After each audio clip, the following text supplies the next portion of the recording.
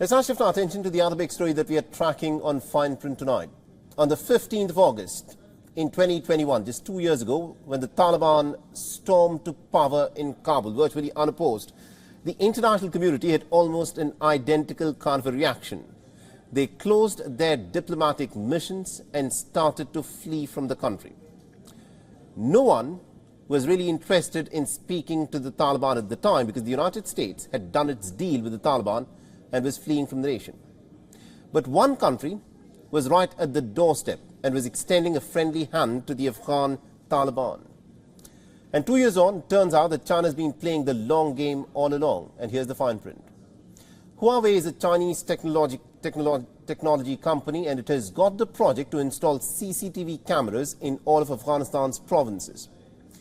Now, this is crucial because this kind of involvement in Afghan's security network could, of course, grant a lot of power to Beijing. Now, many hint towards profiling Afghans to increase China's influence in Afghanistan. So what has a technology company got to do with China's influence game? Let's in fact bridge the gap. Since day one, Beijing was very worried about the cross-border support for Uyghurs in the Xinjiang province. Now, this is the same group that has been reportedly been ethnically cleansed for decades within China. There have been instances of Chinese workers getting killed or kidnapped. Remember, China shares a very small border, about 80 kilometers long, with Afghanistan. So China cannot exactly ignore what is happening in the neighboring nation. And this explains Beijing's gradual shift from visible disinterest to growing engagement in Afghanistan. Now, Huawei's project could, of course, prove to be the perfect tool. China could be looking to snoop in on the members of East Turkestan Islamic Movement. This is a separatist group that was founded by the Uyghur fighters. Washington has warned that Huawei equipment could in fact be used for state espionage by the Chinese inside Afghanistan.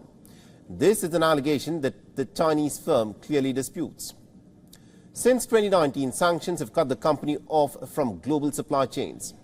Huawei is a private, unlisted company and is therefore not subject to the same obligations as other major firms. Now, many analysts were right to predict China and Taliban's relations. It has been twofold. One, China has sought to revive business ventures inside Afghanistan, which Taliban has been more than happy to support, because investments are providing the badly needed revenues for the very fragile Afghan economy.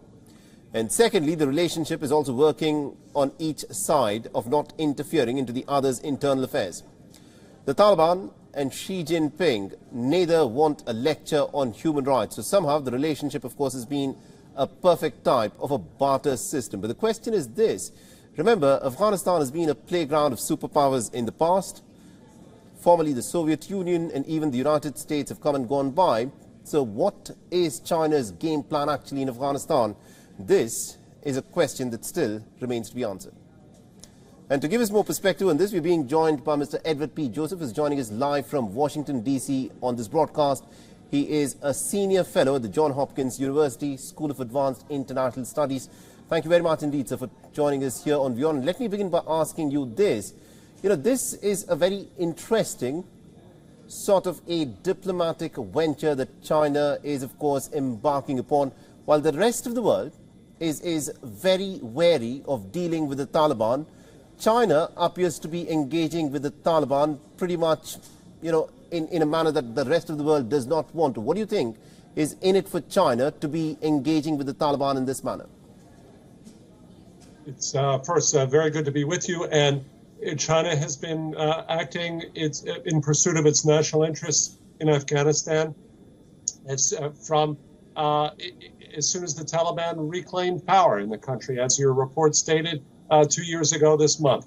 And China has absolutely no qualms whatsoever in dealing with a regime that disregards the rights of its own people and also potentially is protecting extremist groups. And here we come to China's real national interest.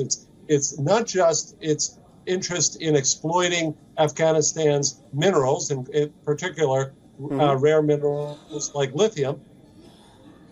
It's Chinese security, and we see that there are actually tensions and disappointment from Beijing with respect to what the Taliban are doing about controlling Uyghur extremists in Afghanistan.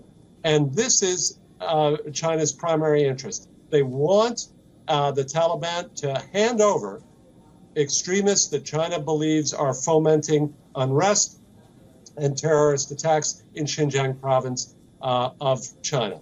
And that's the primary concern. In addition, of course, China has its eyes on Afghanistan's substantial deposits of these minerals. But those two elements, the national security and the economic, go together in terms of Chinese interest in Afghanistan. Please. Absolutely, indeed. And also my quick final question to you, Mr. Joseph, is this.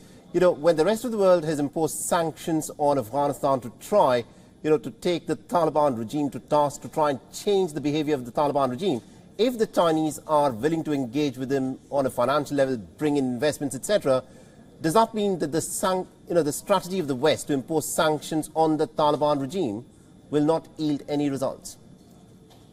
Absolutely. As your question suggests, any type of circumvention of those sanctions, provision of economic assistance and trade with the Taliban will, of course, blunt the impact of sanctions. And here, again, we have to point out the strategy that the Taliban are employing. What they appear to be employing with China is very similar to what they appear to be doing with Pakistan, returning the favor, utilizing the threat of extremist attacks from organized within Afghanistan on Pakistan and on China to create leverage with each of these much larger countries. Please. Absolutely, indeed, Mr. Joseph. Thank you very much indeed for joining us and getting us all those insights there. You're welcome. WION is now available in your country. Download the app now and get all the news on the move.